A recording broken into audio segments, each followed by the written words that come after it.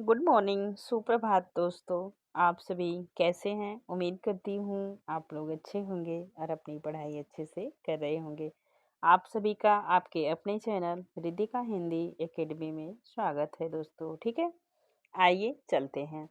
आज की टॉपिक आप लोग देख पा रहे होंगे दोस्तों, जो सीटेट में सेकंड पेपर होता है सामाजिक विज्ञान का 60 प्रश्न पूछा जाता है दोस्तों। तो ठीक है, यह वीडियो आप देख रहे होंगे आपके लिए बहुत ही हेल्पफुल है। और जो है कि आप वीडियो को पूरा देखें दोस्तों। ठीक है, जब तक आप वीडियो को पूरा नहीं देखेंगे आप समझ नहीं पाएंगे। आज हम पढ़ने वाले हैं दोस्तों सामाजिक विज्ञान। अभी परीक्षा दूर है तो हम सोच रहे हैं कि हम पीडीएफ के माध्यम से अच्छे से गहन अध्ययन करें, फिर इसके बाद हम इसी के थ्रू हम क्वेश्चन पेपर लेके आएंगे दोस्तों। यहाँ पे हम अच्छे से सामाजिक विज्ञान के थ्रू भूगोल को समझेंगे। आपको बताना चाहूंगी कि एक वीडियो जो है अध्याय नंबर 1, जिसमें हमने पर्यावरण के अंतर्गत सामाजिक पोर्शन में जो भूगोल का पोर्शन आता है, बेसिक जो है भूगोल के बारे में हम जान चुके हैं। ये है हमारा भाग 2। ठीक है दोस्तों, तो आइए भूगोल को आज समझिए और हम पृथ्वी की आंतरिक संरचना पे बात करेंगे। ठीक है, आप देख पा रहे हों ग्लोब को, आप अच्छे से स्क्रीनशॉट ले लीजिए और फिर आगे समझिए। चलिए आगे चलते हैं। ठीक है, आज हम जानेंगे हमारी जो पृथ्वी है उसके अंदर क्या क्या है। ठीक है दोस्तों, आइए देखिए पृथ्वी की आंतरिक संरचना को जानने का प्रयास करेंगे। देखिए स्क्रीन पे थोड़ा स्क्रीन को बड़ा कर देते हैं दोस्तों और आप समझिए। देखिए पृथ्वी का आंतरिक भाग आपसे पूछा जाएगा ना कि पृथ्वी, आपकी पृथ्वी कैसी है। पहला प्रश्न, गोल है, अंडाकार है, चपटी है, कैसी है? तो हमारी पृथ्वी कैसी है? चपटी है। ठीक है, देखिए चलिए अब जानने का प्रयास करते हैं पृथ्वी चपटी क्यों है। पृथ्वी की जो आकृति है वो क्या है? लध्वज गोलाकार है। ठीक है दोस्तों, और क्या है? किस समान है? यह लगभग गोलाकार है। क्या है? गोलाकार है, जो ध्रुवों पर थोड़ी चपटी है। ध्रुवों की तरफ जो हमारी पृथ्वी 23.5 अंश झुकी हुई है, उसी वजह से पृथ्वी गोल न होकर हल्की सी क्या है? चपटी है। ठीक है, अंडाकार है। चलिए आगे चलते हैं। पृथ्वी पर सबसे उच्चतम बिंदु क्या है? मतलब आपसे पूछा जाएगा ना धरती का सबसे ऊंचा जो है कि क्या है, तो आप बताएंगे माउंट एवरेस्ट। ठीक है, इसकी लंबाई आप कभी बहुत बार परीक्षा में पूछी हुई है दोस्तों, 8,848। कितना है? 8,800, 8,848 क्या है बताइए? मीटर। ठीक है दोस्तों, चलिए आगे चलते हैं।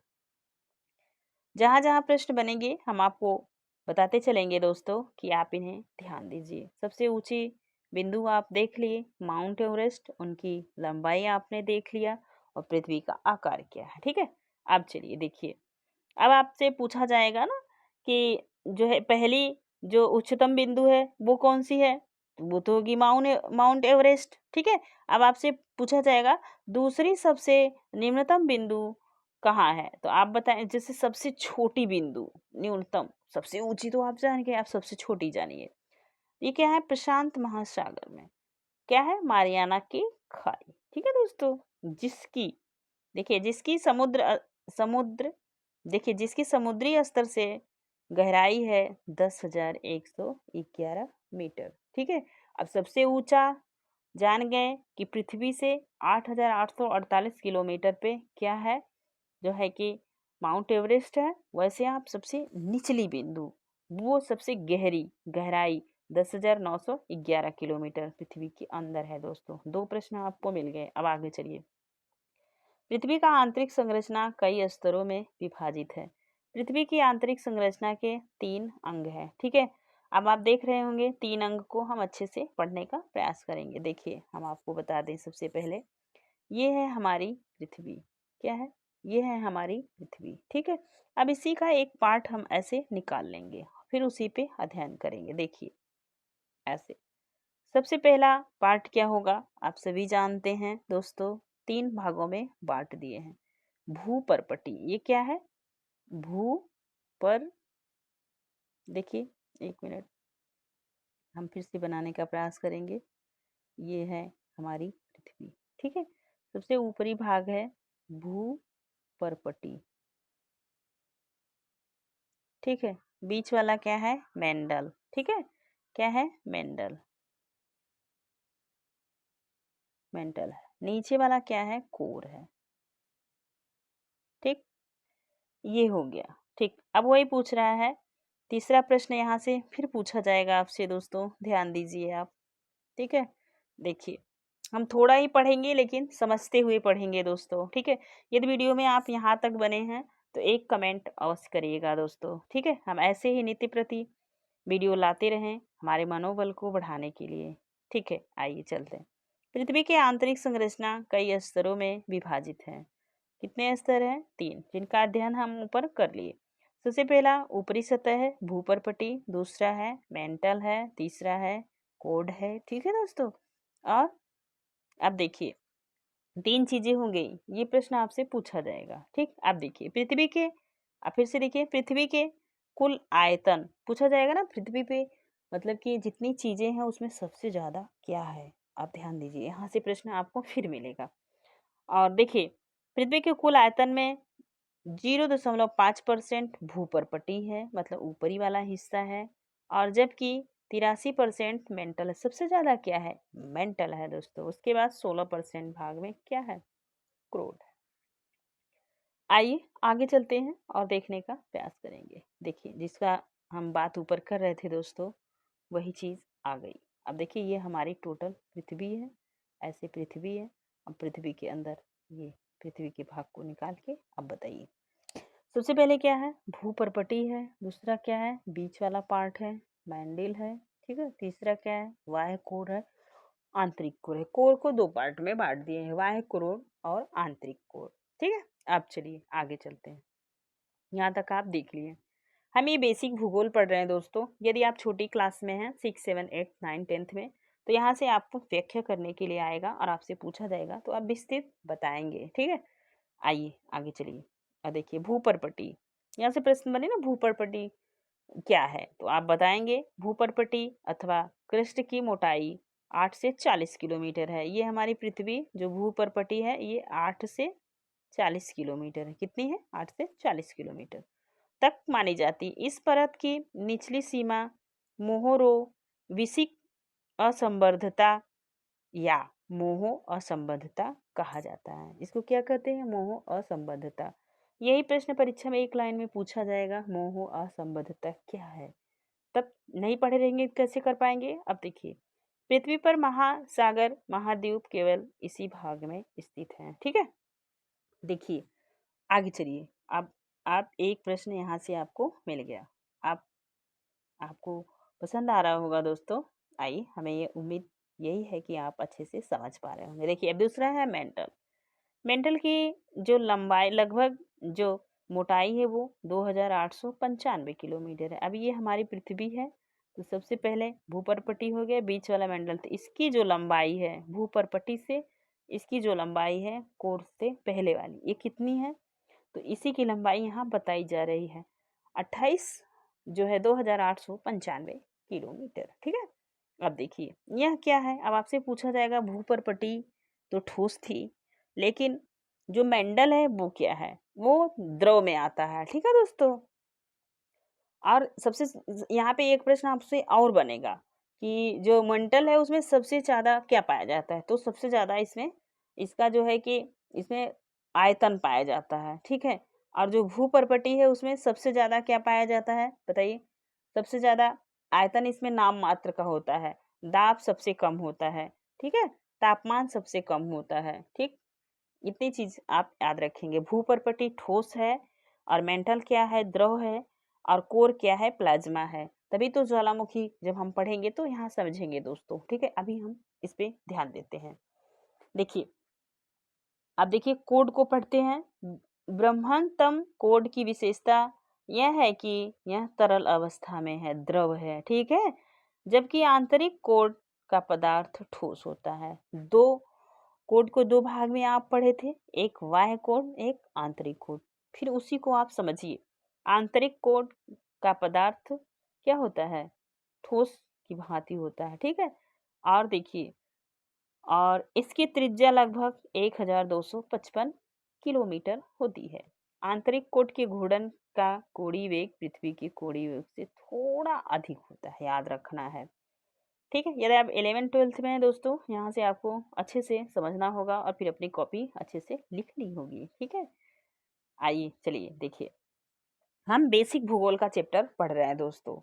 कंपटीशन के लिए तो बहुत ही महत्वपूर्ण है, लेकिन यदि आप छोटी क्लासों में हैं और आप पढ़ रहे हैं तो आपको यहाँ से प्रश्न परीक्षा में मिलेगा, व्याख्या करने के लिए प्रश्न आएगा, आप इन्हें लघु उत्तरी, अति लघु उत्तरी में विभाजित करेंगे और लिखने का प्रयास करेंगे। देखिए, पृथ्वी का जो निर्माण है, अब आप कौन सा पार्ट पढ़ रहे हैं? मेंटल। क्या पढ़ रहे हैं? मेंटल। अब मेंटल में क्या सबसे ज़्यादा है, उसी को यहाँ पे देखने का प्रयास कीजिए। पृथ्वी के निर्माण में आयरन 32.1%, ऑक्सीजन 30.1% और सिलिकॉन 15.1%, मैग्नीशियम 13.9% और 2.9 निखिल है और 1.8 कैल्शियम है। 1.5% क्या है? एल्युमिनियम है। ठीक है, अब आगे चलिए।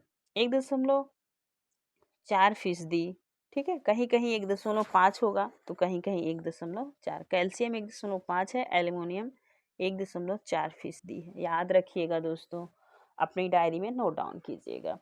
इसके अतिरिक्त 1.2% अन्य तत्व का भी योगदान है। ठीक है, अब देखिए, कोड का जो निर्माण होता है 88.8% आयरन हुआ। ठीक है, आप सबसे आपसे पूछा जाएगा ना मेंटल में सबसे ज़्यादा क्या है दोस्तों, तो आप बताएंगे सबसे ज़्यादा आयरन है। ठीक है, और वो भी कितना परसेंट है? 88.8%। चलिए आगे चलते हैं।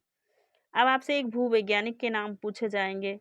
भू रसायन शास्त्री F.W. क्लार्क के अनुसार पृथ्वी की भूपर्पटी में लगभग 47% ऑक्सीजन है। सबसे ज़्यादा क्या है? अब आपने देख लिया, आप देखेंगे कि जो है 47 ऑक्सीजन है। चलिए आगे चलिए और देखने का प्रयास करते हैं। देखिए, जो अभी हम पृथ्वी की संरचना को पढ़ रहे थे दोस्तों, अब वही आया है, अब उस पर बात कीजिए। ये हमारी पृथ्वी, ठीक है। अब ये भूपर्पटी, ये हमारा जो है कि मेंटल हो गया, नीचे का कोर हो गया, तो इसको क्या किए हैं? भूपर्पटी, तो ठीक है। और इसके बाद भूपर्पटी को दो पार्ट में बांट दिए, एक 35 किलोमीटर से 60 किलोमीटर है। ठीक है, 35 से 60, ऊपरी वाला, ऊपरी हिस्सा कितना है? जो है 35 किलोमीटर। और जब उसके थोड़ा सा नीचे आएंगे और मेंडल के ऊपर, ऊपरी भूपर्पटी, तो 35 से 60 है। कितना है? 35 से 60। ठीक है, चलिए आगे चलिए। और अब देखिए मेंटल कितना है, तो ये है 35 से जो है कि 2890 मीटर। ठीक है, चलिए देखिए। और आप देखिए मेंटल को देख लिए। अब आप जब कोर में आएंगे, कोर को भी दो पार्ट में बांट दिया गया है। ठीक, कोर को दो पार्ट में बांटा गया है। आप देखिए 2890 से 5100। ठीक है, तो यहाँ पे इसको दो पार्ट में बांट दिए। अब 28 से 5100 तक अलग है और 51 से 6378 तक 6378 ये जो है। तो कोर जो है इसको दो भाग में बांट दिए। पहला 2890, ठीक है, उसके बाद से 5100 तक, उसके बाद इसके दो पार्ट जब बांट दे तो नीचे वाला क्या होगा? 5100 से 6378 तक। चलिए अब आगे देखिए।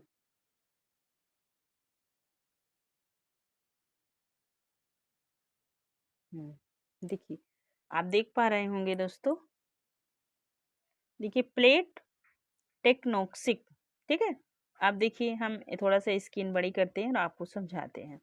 महाद्वीपीय और महासागरों के वितरण को स्पष्ट करने के लिए सबसे नवीनतम सिद्धांत है। कौन सा सिद्धांत? Plate tectonics. ठीक है, इस सिद्धांत के अनुसार स्थल कई दृढ़ प्लेटों के रूप में विभाजित है। जो स्थल हमारा है जिसपे हम रहते हैं, वो कई दृढ़ प्लेटों के माध्यम से विभाजित है। देखिए ध्यान दीजिए, ये प्लेटें स्थल मंडल के नीचे स्थित दुर्बलता मंडल के ऊपर तैर रही हैं। स्थल मंडल में एक दुर्बल मंडल हो गए। जब आप भूगोल को अच्छे से पढ़े होंगे तो जान पाएंगे। यदि आप नहीं जानते हैं तो यहाँ आप सीखिए, करना है क्या ही है। ठीक है दोस्तों, चलिए दुर्बल मंडल के ऊपर तैर रही है। इस सिद्धांत के अनुसार भूगर्भ में उत्पन्न उष्मी संवहनी धाराओं के प्रभाव के अंतर्गत महाद्वीप और महासागरीय प्लेटें विभिन्न दिशाओं में क्या है विस्थापित होती हैं। ठीक है, अब देखिए स्थल मंडलीय प्लेटों के इस संरचना को महाद्वीपीय तथा महासागरों के वर्तमान वितरण के लिए उत्तरदायी माना जाता है। ठीक, जहाँ दो प्लेटें विवर्तनीय दिशाओं में अपसरित होती हैं उन किनारों को रचनात्मक प्लेट किनारा या अपसारी सीमांत कहते हैं। दोस्तों, यहाँ से प्रश्न बनता है अपसारी सीमांत क्या है और उपसारी सीमांत क्या है। अभी आप तो हम लाइव नहीं है दोस्तों, कभी लाइव हम आएंगे तो आपको समझाने का प्रयास करेंगे। अब आप ऐसे समझिए कि ये इसके कहने का क्या मतलब है। हम स्क्रीन को छोटा करते हैं और आपको समझाते हैं। प्लेटें जो होती हैं ये हमारी पृथ्वी है, ध्यान दीजिए, ये हमारी पृथ्वी है और ये पृथ्वी के दो पार्ट हैं। तो इधर से जो है कि छोटी प्लेट होती है, इधर से बड़ी प्लेट होती है। अब हम इसको हटाते हैं। देखिए, ये है हमारी छोटी प्लेट और ये है हमारी बड़ी प्लेट। जब छोटी प्लेट जो है कि बड़ी प्लेट के अंदर ऐसे घुसेगी दोस्तों, तो इसकी लंबाई खींचेगी। क्या होगी? जो अभी आप जो है कि जानते हैं, जब आप देखते होंगे ना कि लोग कहते हैं पर्वत बढ़ रहा है, तो वही क्या हो रहा है कि जब ये बड़ी प्लेट इधर से आएगी, ये छोटी प्लेट इसमें घुस जाएगी, तो यहाँ पे क्या होगा, घर्षण होगा, फिर ये ऊपर की तरफ ऐसे बढ़ेगी। ठीक है दोस्तों, ऐसे देखिए, आप समझिए, इधर से आएगी ये छोटी प्लेट बड़ी प्लेट, जब एक दूसरे से टकराएंगी वहां पे कंपन उत्पन्न होगा। तो क्या होगी, जो बड़ी वाली प्लेट है जब उसके नीचे छोटी वाली प्लेट अंदर घुस जाएगी, ऊपर वाली थोड़ी ऊपर खींचेगी। ठीक है दोस्तों, आइए समझिए। अब यहाँ पे हम देखने का प्रयास करते हैं। देखिए, आप देख पा रहे होंगे सॉरी दोस्तों, जहाँ दो प्लेटें, देखिए ध्यान दीजिए, जहाँ दो प्लेटें विपरीत दिशाओं में अपसरित होती हैं उन किनारों को रचनात्मक प्लेट किनारा या अपसारी सीमांत कहते हैं। ठीक है, आइए आगे चलते हैं। देखो फिर से अच्छे से समझो, अभी समय बहुत है। जब दो प्लेट आमने सामने अभिसरित होती हैं तो इन्हें विनाशशील प्लेट क्या कहते हैं, विनाशशील प्लेट किनारे अथवा अपसारी सीमांत कहते हैं। जब आपस में क्या होंगी, लड़ जाएंगी, तो उन्हें विनाशशील प्लेट या अभिसारी सीमांत कहेंगे। आपने ऊपर पढ़ा अपसारी, नीचे पढ़ा अभिसारी। ठीक है दोस्तों, अब चलिए आगे चलेंगे। देखिए, सबसे पुरानी महासागरीय भूपर्पटी क्या है, सबसे पुरानी महासागरीय भूपर्पटी पश्चिमी प्रशांत में स्थित है। कहाँ पे स्थित है? पश्चिमी प्रशांत में स्थित है। इसकी अनुमानित आयु क्या है? 20 करोड़ वर्ष। ठीक है, आप देख लीजिए, आपसे पूछा जाएगा, यहाँ से प्रश्न बनेगा, आप इनका जवाब दे दीजिएगा। देखिए, अन्य प्रमुख प्लेट में भारतीय प्लेट, अरब प्लेट, कैरेबियन प्लेट, दक्षिणी अमेरिकन प्लेट, पश्चिमी तट, ठीक है, पश्चिमी तट स्थित नाजमा प्लेट, दक्षिणी अं, अंटार्कटिका प्लेट, ठीक है, महासागर अटलांटिक महासागर की जो स्कार्टीय प्लेट शामिल है। देखिए, आप देखिए, लगभग 5 से 5.5 करोड़ वर्ष पूर्व भारतीय व ऑस्ट्रेलिया प्लेटें एक थी। जो भारतीय प्लेट थी और ऑस्ट्रेलिया की प्लेट थी, दोनों एक थी दोस्तों। कितने वर्ष पहले? लगभग 5 से 5.5 करोड़ वर्ष पहले। ठीक है, अब देखिए, पृथ्वी के आयतन के केवल 1% हिस्सा ही भूपर्पटी है। भूपर्पटी में कितना परसेंट हिस्सा है पृथ्वी का? 1%। 84% मेंटल है, 15% कोड है। परसेंटेज जरूर याद रखिएगा दोस्तों। ठीक है, और पृथ्वी की त्रिज्या कितनी है? 6371। इस त्रिज्या को भी आप नोट डाउन कीजिएगा। चलिए आगे चलते हैं। आइए, और हम बहुत ही अच्छे से भाषा को में समझाने का प्रयास कर रहे हैं दोस्तों, शालीनता के साथ, ताकि आपको समझ में आए। बहुत भड़काऊ भाषा भी हमारी नहीं है कि ना समझ में आए। उम्मीद करती हूँ आपको पसंद आ रहा होगा दोस्तों। यदि पसंद आए तो एक कमेंट हमें करिएगा। ठीक है, कैसा लगा वीडियो आपको बताने के लिए। चलिए अब देखिए, सेल क्या होता है। भूपर्पटी की संरचना जिन तत्वों से हुई है उन्हें शैल कहते हैं। शैल को ही चट्टान कहते हैं दोस्तों। जैसे हम जो बचपन में खड़िया उड़िया से सब लिखते थे, और ये जो होती थी स्लेट होती थी, ये सब इन्हीं की बनी होती थी। अब आइए अभी आप आगे समझ जाएंगे। यह अनेक खनिज एवं लवणों का मिश्रण होती है। खनिज लवणों का क्या होती है? मिश्रण होती है। इस प्रकार भूपर्पटी का निर्माण विभिन्न प्रकार की सालों सालों से हुआ है। कहाँ से हुआ है? विभिन्न प्रकार की सालों सालों से, मतलब बहुत पुराना शैलों से हुआ है। शैलों की जो रचना है उसे देखिए, आप लोग ध्यान दीजिए। शैलों की जो रचना है वो फेल, इस्पात, क्वार्टर, अभ्रक अभ्रक और सिलिकेन खनिज से अधिक होता है। ठीक है, अभ्रक आप जानते होंगे। आइए आगे चलते हैं। देखिए सेल की परिभाषा।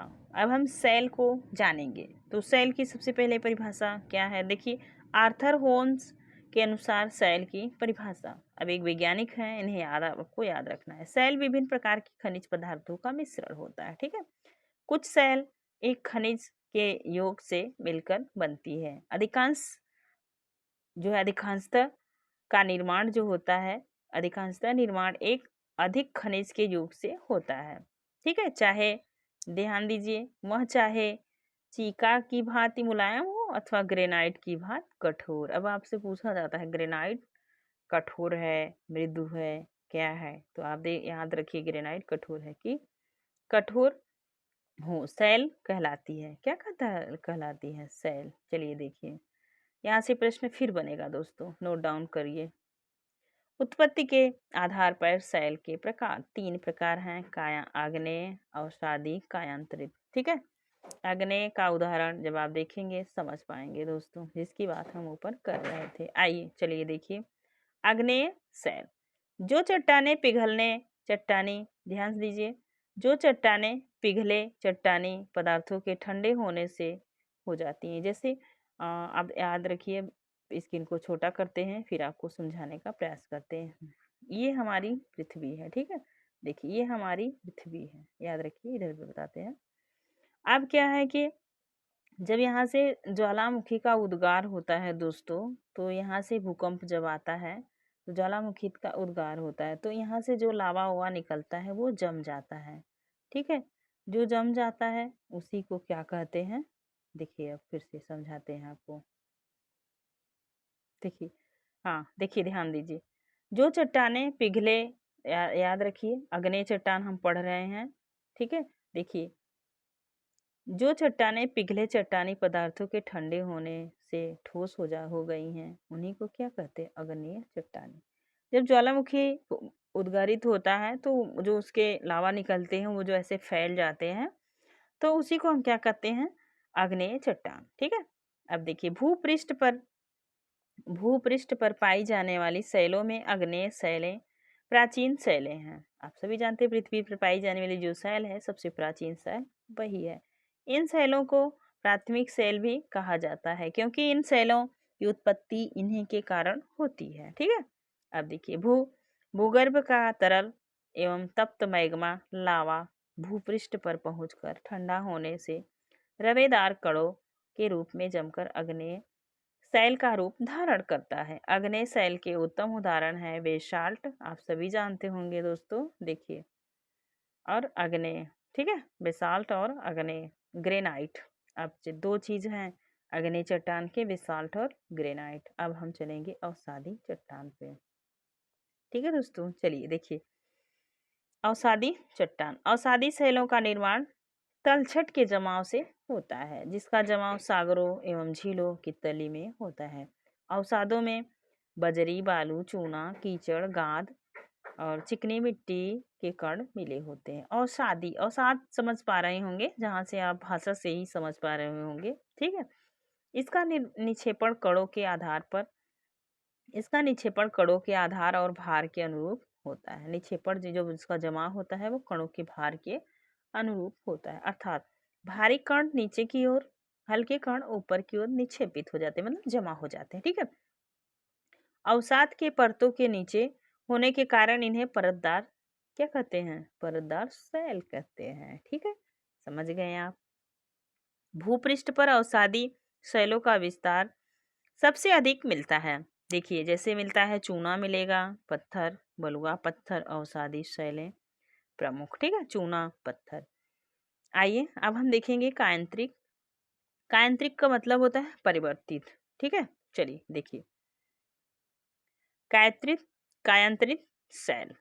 ठीक है, देखिए कायांतरित शब्द अंग्रेजी भाषा के मेटामार्फिस, मेटामार्फिक शब्दों का हिंदी अनुवाद है। याद रखिएगा, इन शैलों का निर्माण अग्नेय एवं परतदार शैली के रूप में परिवर्तित के कारण होता है, इसीलिए इन्हें कायांतरित शैल या रूपांतरित शैल कहा जाता है। कभी कभी कायांतरित शैल का पुनः जो कार्यांतर होता है, ठीक है, कायांतर के मूल, ध्यान दीजिए, कायांतर के समय मूल शैल की प्रकृति बदल जाती है। इसी प्रकार वे में पुराने खनिज नया रूप धारण कर लेते हैं। कायांतरित का मतलब ही होता है परिवर्तन दोस्तों। ठीक, इतने से आप समझ लीजिए, जिसमें नवीन खनिजों का निर्माण हो जाता है, शैलों में रवे बन जाते हैं। ठीक है, और पूर्व निर्मित रव का रूप भी बदल जाता है। अब जब वो क्या होगी, परत दर परत चढ़ जाएंगे, तो इसका एक उदाहरण है संगमरमर। ये क्या है, कायांतरित शैल, जिसकी रचना चूना पत्थर के मिलने से होती है। ठीक है, बलुआ पत्थर का कायांतरण, जब बलुआ पत्थर का कायांतरण होगा तो क्या बनेगा, क्वार्ट जाइट। ठीक है, ये दोनों उदाहरण आप याद रखेंगे।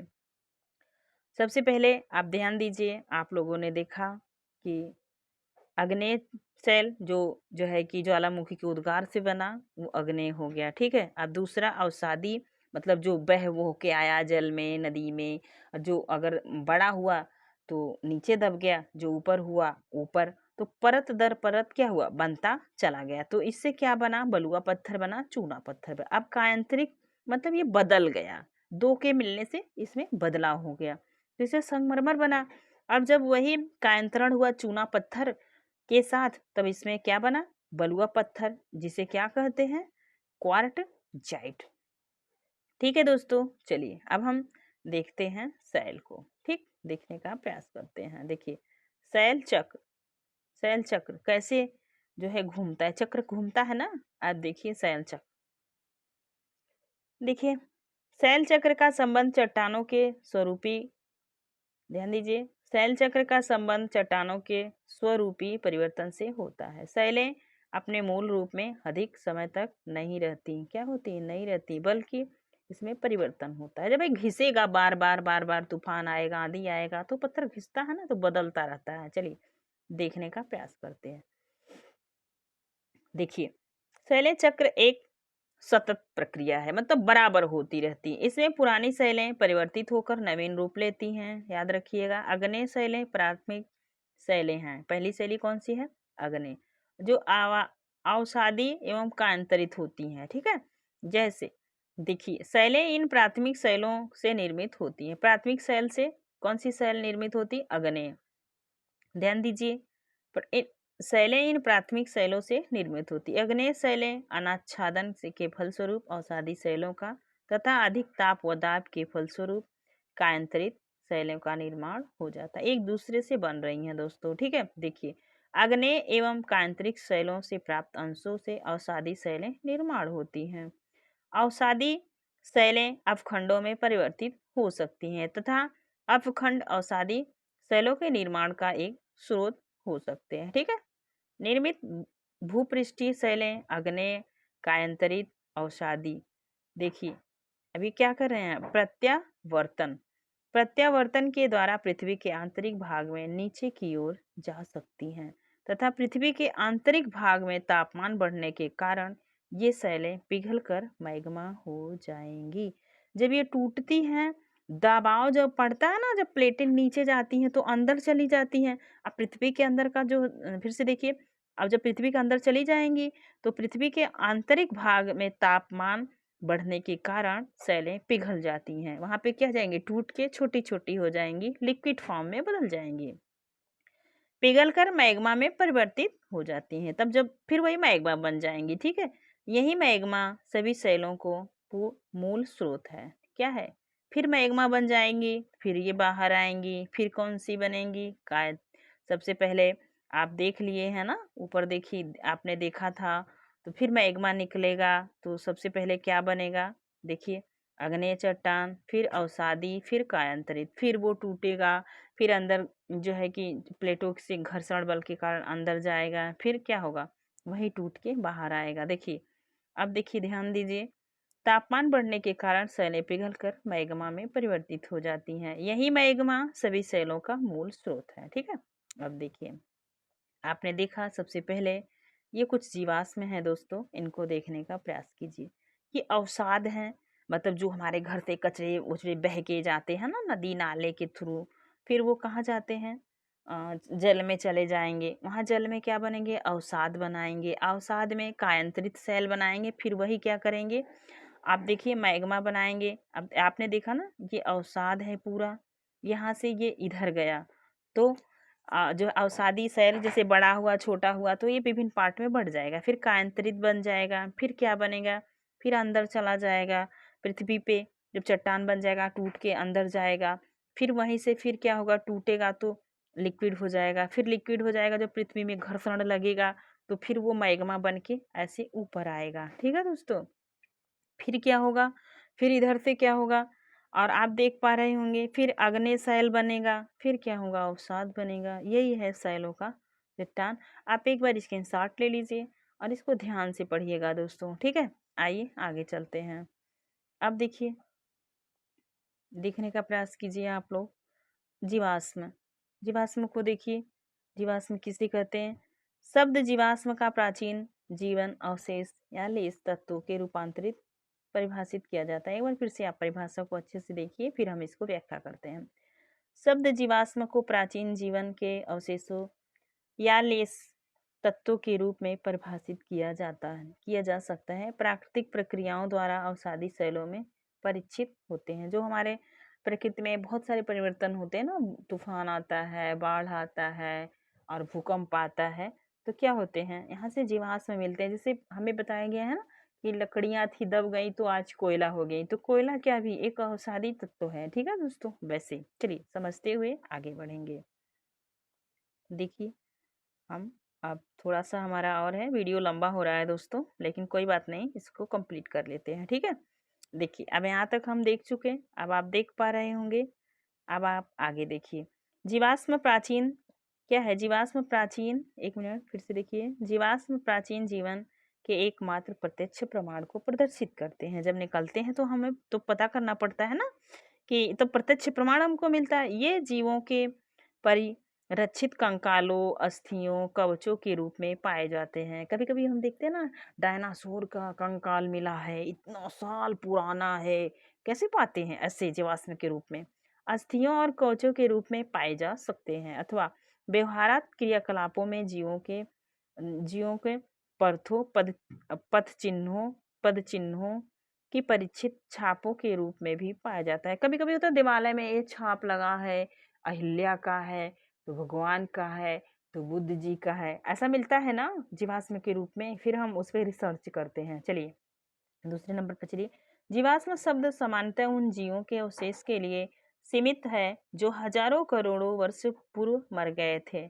ये व्यापक रूप से विस्तृत है कि शैलों में पाए गए 10,000 वर्ष पूर्व अवशेष को भी जीवाश्म कहा जाता है। अब आपसे यही प्रश्न पूछा जाएगा, जिसे हम जीवाश्म कहते हैं, वो लगभग कितना वर्ष पुराना होगा, तो आप बता देंगे दोस्तों। ये फैक्ट है, नोट डाउन कीजिए, 10,000 वर्ष पूर्व के अवशेष को भी जीवाश्म कहा जा सकता है। ठीक है, अब देखिए, आइए आगे चलते हैं।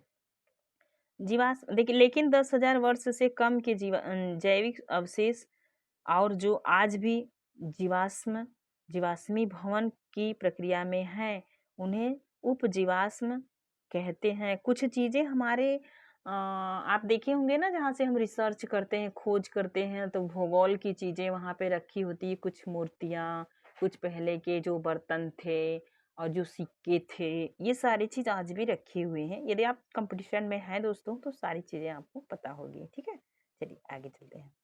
अब देखिए, जीवाश्म का आकार, साइज, जीवाश्म विभिन्न साइज के होते हैं। ये एक माइक्रोमीटर व्यास के सूक्ष्म जीवी जीवाणुओं से लेकर विशालकाय डायनासोर तथा वृक्ष के अनेक मीटर लंबे जीवाश्म तनों तक हो सकते हैं, जिससे कि हमने व्याख्या कर दी दोस्तों। इसमें कुछ समझाने लायक नहीं है, आप एक बार पढ़ लीजिए, ठीक है।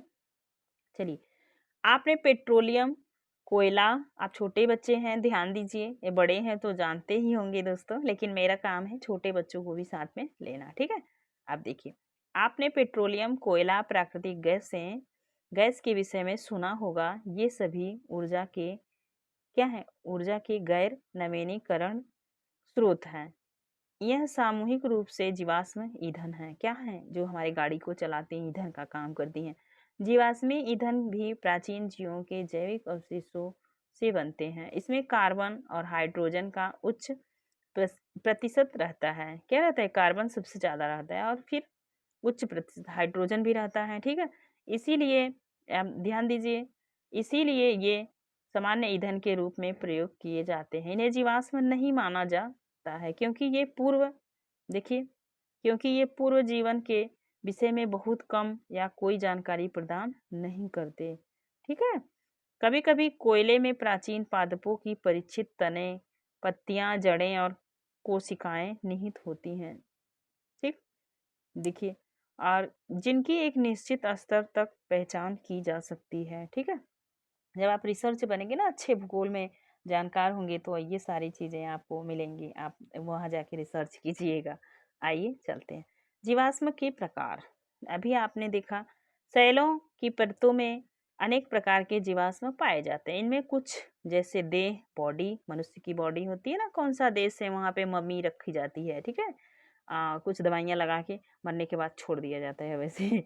आइए, अनुरेख जीवाश्म अधिक सामान्य है, जबकि अन्य जीवाश्म कम सामान्य है। परिरक्षण की विधियां, साइज और उपयोगों के आधार पर जीवाश्मों की सामान्य रूप से अनेक प्रकार में वर्गीकृत किया जाता है। चलिए आइए दोस्तों, देखिए। हाँ, एक मिनट, ठीक है। देखिए,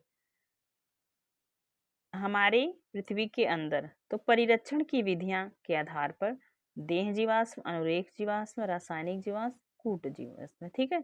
अब देखिए, साइज के आधार पे कौन कौन से जीवाश्म होते हैं, तो स्थूल जीवाश्म, सूक्ष्म जीवाश्म, परासूक्ष्म जीवाश्म, उपयोग के आधार पर सूचक जीवाश्म, जीवित जीवाश्म, ठीक है। अब देखिए, तो रहा ये दोस्तों, आज के लिए बस इतना ही। आपने देखा कि पृथ्वी के अंदर के जीवाश्म देखे, आप सैल देखे, और आप फिर आपने आपने ये भी देखा, ये देखा आपने, ठीक है। तो आज के लिए बस इतना ही दोस्तों, फिर मिलेंगे किसी नेक्स्ट वीडियो में। तब तक के लिए अपना ख्याल रखिए और पढ़ाई करते रहिए। Thank you so much. जय हिंद दोस्तों।